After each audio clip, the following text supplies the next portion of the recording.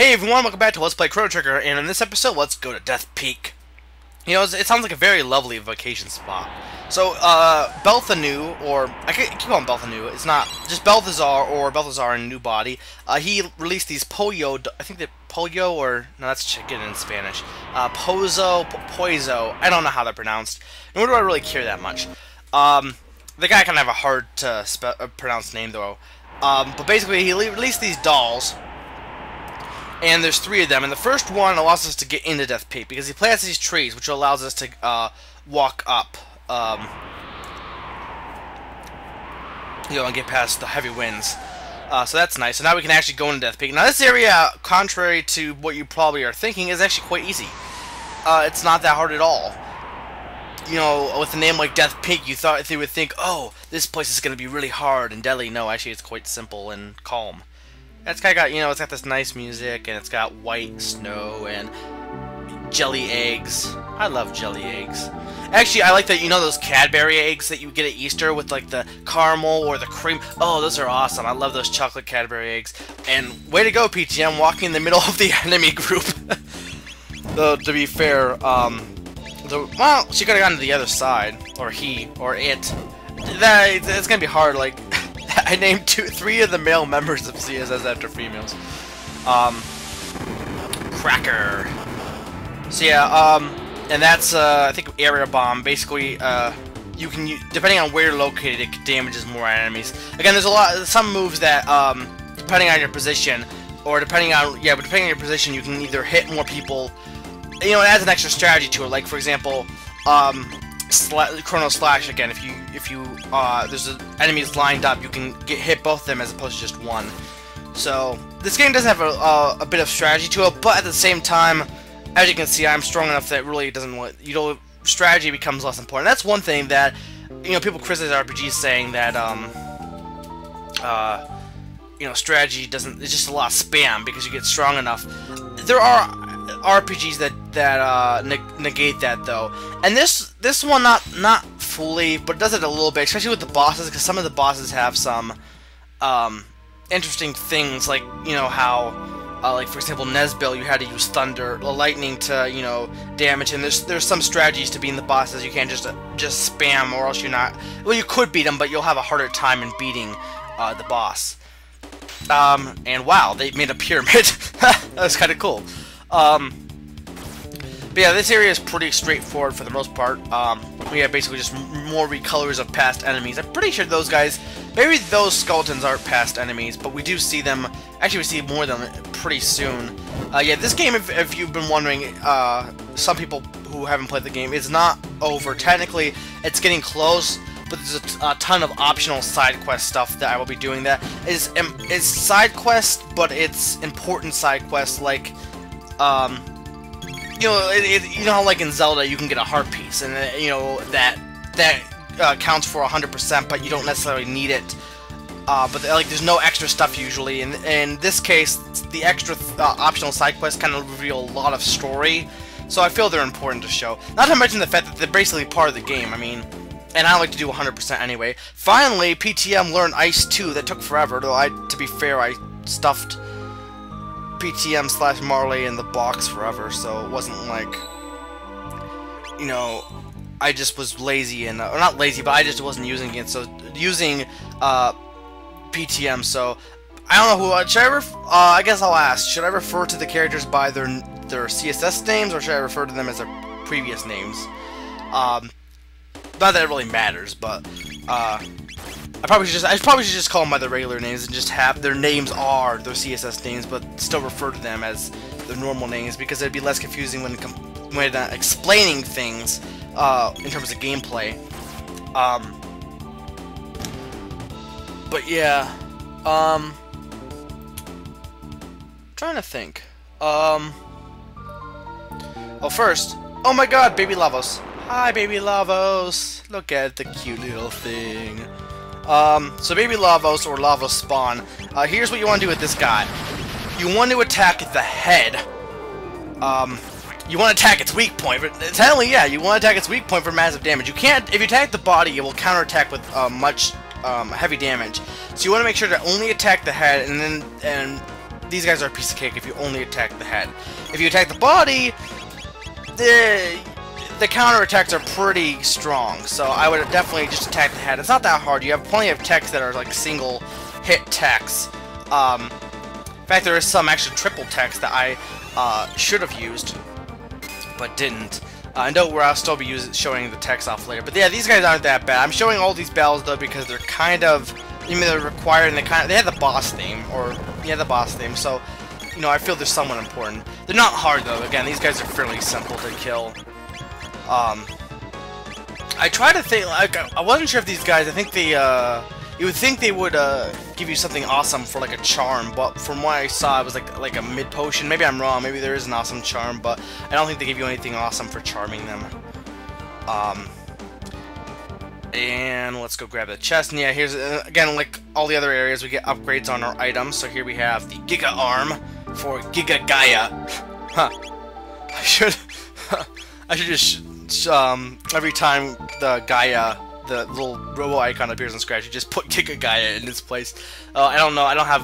I probably have the ability with movie equipment or some of my movie editing software to do it, but you know, some of it I have, but I haven't really touched and stuff. I have some like the Adobe programs and some other stuff. Nothing super fancy like Final Cut. I don't have like Final Cut or any of that. Most of it is like for like my animation major. Got the Brave Sword, that's for Frog, and here's more of these jelly eggs. They're crackers. So actually, you know the set Pokemon Black and White. I mean, there are people who are, and here's my view on it. And basically, if you disagree, you disagree. That's fair enough. But you know, I don't know. My philosophy, I don't always succeed, but my philosophy in games and new games is a lot of people seem to criticize them right away, and I tend to do that a little bit, but like I find myself more often than not defending games because when a game comes out and it's new, you don't know anything about the game. You don't know where the game came from, or you know various information, but the thing is, playing the game and looking at information from the game is two different things. For example, I bought that Germ Virus Buster thing, that WiiWare game, that looked good. It looked like it may be fun. I played it, and it got boring really instantly. There are those kind of games where you might look at them and say, hey, this looks decent, and then you actually play it, and it sucks.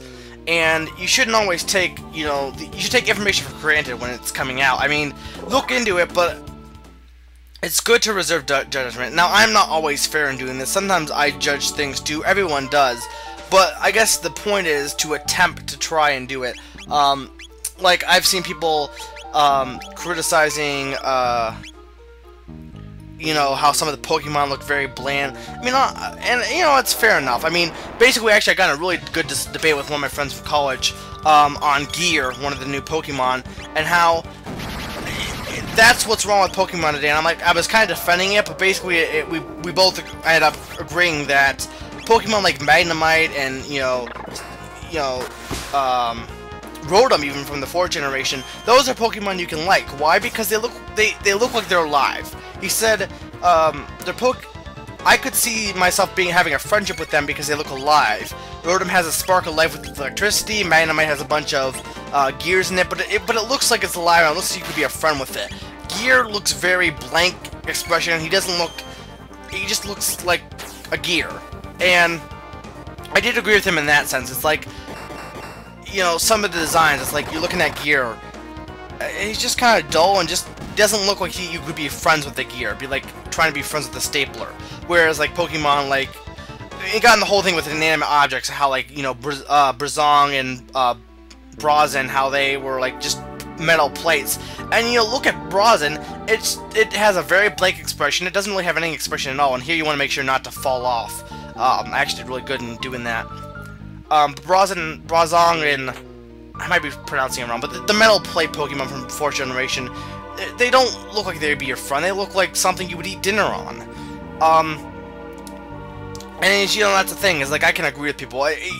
It's fine to criticize, but sometimes I think people need to reserve the judgment a little bit, and also look at it from different perspectives. And it's something I constantly have to try to keep telling myself to do. I don't always successfully reserve judgment, but that's something that benefits you in the long run if you don't judge things as soon as you see it. But you know, humans, that's just something they tend to do.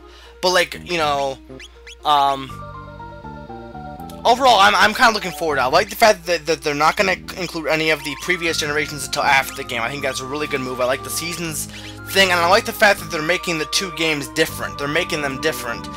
They have not super differences, but a little bit of differences, as opposed to basically in the past it's just been 2 generations and you get a little bit different Pokemon depending on the version you get. And here's another lava spawn. And as you saw that Pozo doll or whatever say, this one to push the shell and then climb the shell. So this one is going to leave its shell, and you want to use that to climb up the ladder over there. But yeah, I'm looking forward to it. I don't know how good it's going to be. Diamond and Pearl were decent, but there was some faults in them. I think Heart Gold and Soul Silver is probably the best Pokemon yet. And from the looks of the Black and White, it looks really interesting. I'm actually really looking forward to it. And you could say, oh, I'm biased. I like Pokemon already, and I'm just being biased. But I don't know. Part of the thing I think with Pokemon is so far they've been successful in keeping it fresh enough to not be stale, even though it's the same thing over and over again. And this new one looks like it might, be changing it up and being a little bit different. Now, whether or not that's true, I don't know. But, I guess that's the thing. Again, my kind of philosophy, at least I attempt to do, is try and, I guess, initially think the thing is good. Now, that's not always fair, because sometimes I'll, like with shooters, I'll initially not like them just because they're shooters. So, yeah, I am a little bit of a, I am being hypocritical in that sense, and I've been trying to do that less. Again, I've said how I actually played Star Fox 64, a game that I wasn't really fond of, and I actually really enjoyed it. So that's something that people should just be, in general, attempting to do, is attempting to see both sides of the situation and attempting to reserve your judgment and not base it on your own perspective all the time. But at the same time, it goes every way. It's balance. Slim, what are you doing? Slim, why are you holding the egg? Mega! The pendant. The pendant and the egg. And let's see what happens. Blue things are flying out of the pendant, and the egg is flying up into the sky. Awesome background, and it shattered. Oh, cool! It hatched.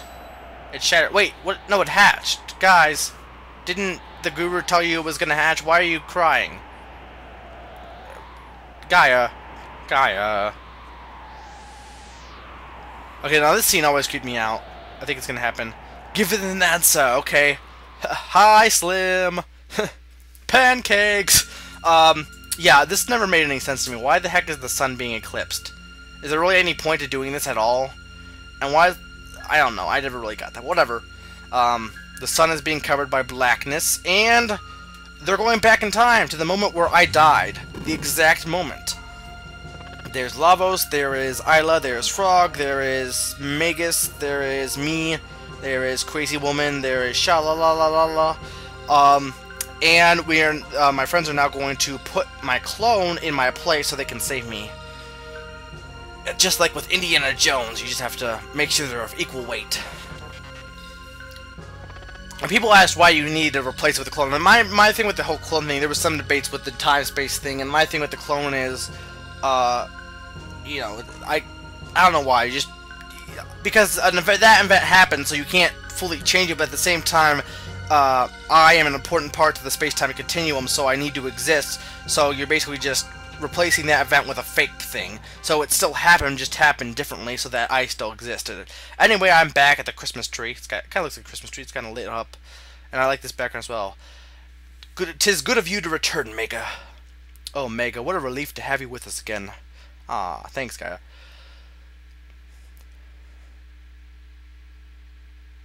Awkward silence. Thou art a lucky lad. Thy friends be loyal and true. Well, I'm back, and next time we're gonna be doing some stuff. So this has been Mega400 reminding you, I'm back, bitches.